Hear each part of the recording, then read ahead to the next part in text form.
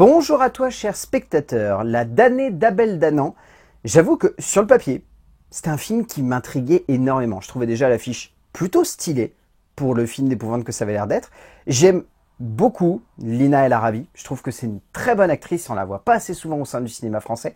Et au-delà de ça, le pitch avait l'air d'être un peu intriguant en fait. Jouant sur beaucoup de mystères et juste ce qu'il faut de fantastique pour être très cool. Le résumé pour faire simple, Yara est une jeune femme qui vient tout juste de débarquer à Paris pour ses études après avoir quitté son pays. Yara est agoraphobe, donc lorsqu'un virus la contraint de s'enfermer chez elle, cela la rassure. Mais rapidement, elle semble voir des apparitions. Je suis un peu désappointé.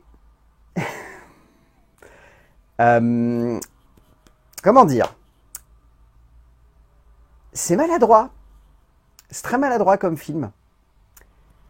Disons que on est sur une vraie expérience visuelle. Le film, je trouve, est très bien fait. D'un point de vue esthétique, on a une vraie ambiance, on est bien embarqué dans un espèce de trip juste glauque comme il faut pour être captivant et juste intense comme c'est nécessaire pour nous maintenir en haleine, mais il raconte pas grand-chose en fait. Et pire que ça, en fait, on est un peu devant le genre de long métrage où, lorsqu'on arrive à la fin, on se demande un peu qu'est-ce qu'il a voulu nous raconter concrètement. C'est un film qui joue sur un postulat de film de possession, ou en tout cas si ce n'est de possession, de jeu d'angoisse sur une héroïne qui soit sombre dans la folie, soit est hantée par quelqu'un. Donc ça, c'est une idée que je trouve plutôt intéressante. Ensuite, on a ce concept plutôt intriguant de huis clos. Ça, c'est une bonne idée. Et je vais vous avouer un truc, ces deux éléments, ils servent pas à grand chose pour l'avancée dramatique, puisque, sans spoiler, lorsqu'on arrive à la fin, on a un peu l'impression que le fait d'avoir bloqué cette héroïne dans cette situation-là n'a pas servi à grand chose, si ce n'est à nous révéler un élément de son passé. Et voilà. Donc je trouve que c'est un peu long pour un concept aussi fin et aussi mince, qui n'est pas si évocateur que ça au bout du compte, et semble même par moments sonner comme assez inutile. C'est impressionnant, mais c'est typiquement le genre de film où quand je suis arrivé à la fin, je me suis dit, c'est un concept de court-métrage étendu sur un film beaucoup trop long pour ce qu'il a à nous raconter. Basé un long métrage d'épouvante sur un concept autour de mythes et de légendes, qu'elles soient urbaines ou ancrées dans un certain folklore, cela peut être une bonne base de départ pour plonger le spectateur dans un récit qui racontera beaucoup plus et permettra ainsi une bonne immersion. Malheureusement, Abel Danan ne réussit pas cela dans un film qui reste une belle expérience visuelle, avec une ambiance et un travail de l'angoisse claustrophobique qui marche assez bien. Mais pour ce qui est du récit et de la construction du parcours de son héroïne, le cinéaste part un peu trop dans toutes les directions, oubliant de recentrer son récit et développant par là même un ensemble hasardeux et lourdingue. En termes d'écriture, le scénario est écrit par Abel Danan et Emma Lacoste. Autant être sincère. En fait, moi, le plus gros souci que j'ai, c'est que je trouve que Yara est un personnage qui est mal exploité. C'est une héroïne qui, sur le papier, a tout ce qu'il faut pour être un personnage aussi bien énigmatique qu'empathique. Réellement, je trouve que dans les premières minutes, cette héroïne, elle fonctionne. Elle fonctionne très bien. Ensuite, on a ce contexte un peu claustrophobique, mais qui permet à l'héroïne de s'épanouir un petit peu personnellement. C'est-à-dire cette maladie qui, d'un seul coup, vient remplir les rues de Paris et l'oblige à rester confinée dans son appartement. Cette idée-là, elle est super intéressante parce qu'elle amène tout de suite un contexte où l'héroïne est supposée bien se sentir. Et donc, par découlement, nous, en tant que spectateurs, on est rassurés pour elle. Donc moi, je trouve ça intéressant parce que c'est joué sur un truc qui est complètement à l'opposé de ce qu'on a d'habitude dans ce genre de film, c'est-à-dire que normalement, quand un personnage est enfermé dans un lieu, on devrait avoir peur pour elle. Or là, on est rassuré parce qu'elle est rassurée, parce qu'elle est agoraphobe, elle ne veut pas voir les gens. Elle est obnubilée par cette idée de rester enfermée, cloîtrée, et de ne pas croiser la moindre personne. Donc c'est super intéressant. Et puis ensuite, on a l'élément fantastique qui débarque, et qui est supposé booster cette dramaturgie, parce que d'un seul coup, ce qui était un cocon de sûreté pour l'héroïne, devient un endroit où il y a de l'angoisse, de la tension, et où il y a réellement une montée en tension. C'est à partir de là, en fait, que le film se plante en termes d'écriture. Parce que du coup, il veut jouer sur un mystère, et notamment sur le passé de l'héroïne, que je ne vais pas vous révéler, bien évidemment, au cas où vous vouriez voir le film. Et cet élément-là s'équilibre mal, en fait, avec l'aspect fantastique, et du coup, donne lieu à une espèce de moment de tension qui joue sur la psychologie de l'héroïne, parce qu'on se retrouve dans une position, en tant que spectateur, on la voit agir, et en même temps, on nous met un recul en nous disant, regarde, peut-être qu'elle est folle.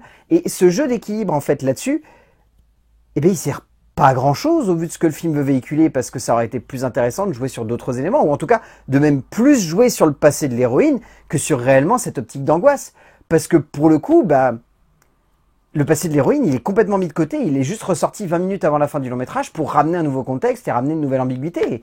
Et même ça, c'est un peu loupé, je trouve. Et c'est dommage, parce que vraiment, il y avait une ampleur dramatique qui aurait pu donner beaucoup plus d'impact à tout ça.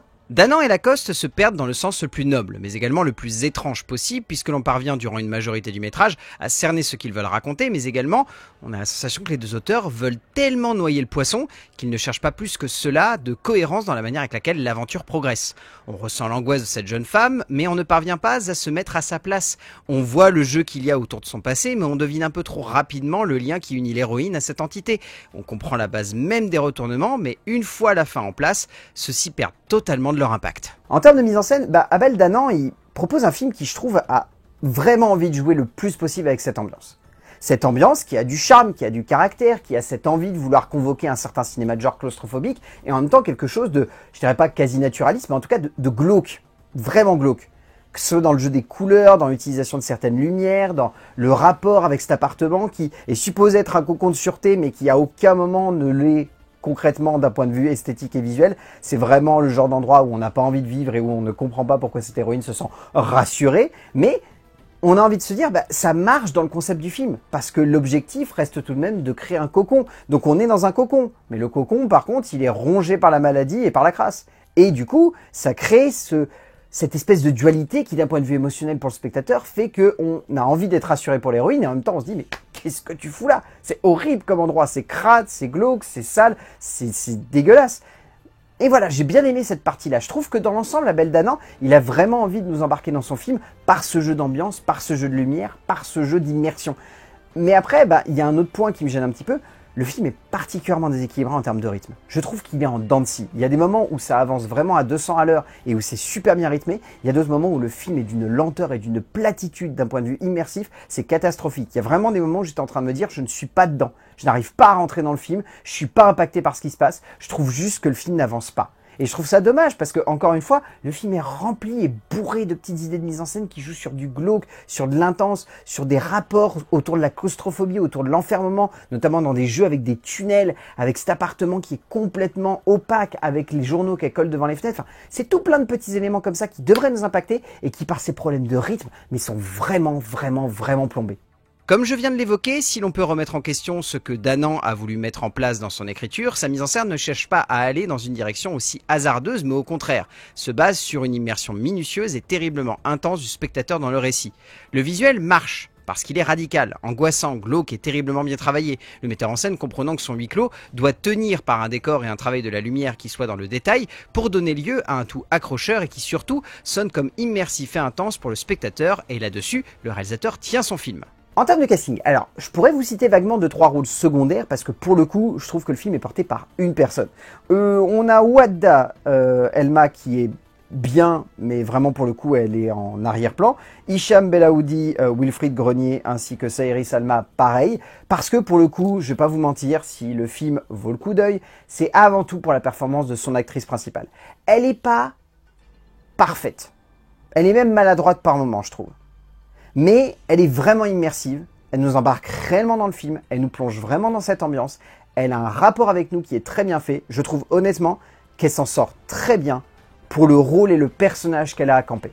Lina El Arabi est bien. L'actrice cherche le plus possible à être crédible et à jouer avec son personnage, ainsi que les nombreuses séquences jouant avec nous sur son état mental, rendant le film un peu plus digeste. Au bout du compte, Ladané, c'est extrêmement maladroit. Beaucoup trop maladroit pour que je puisse lui pardonner plein de petits trucs qui pour moi sont vraiment gênants par moments. Je trouve vraiment qu'Abel Danan, il n'a pas réussi à équilibrer l'entièreté de son film. C'est vraiment un film qui est pas très bien écrit, ou en tout cas qui ne tient pas sur 1h20. Peut-être que sur 40 minutes ou même 30, ça aurait tenu le coup en moyen métrage ou en court métrage. Mais là, sur 1h20, c'est beaucoup trop long. Le concept est mal exploité. L'ambiguïté avec le rapport autour du personnage et de son passé, c'est pas bien abouti et ça donne lieu à des moments vraiment hasardeux, notamment cette fin qui je trouve est complètement loupée.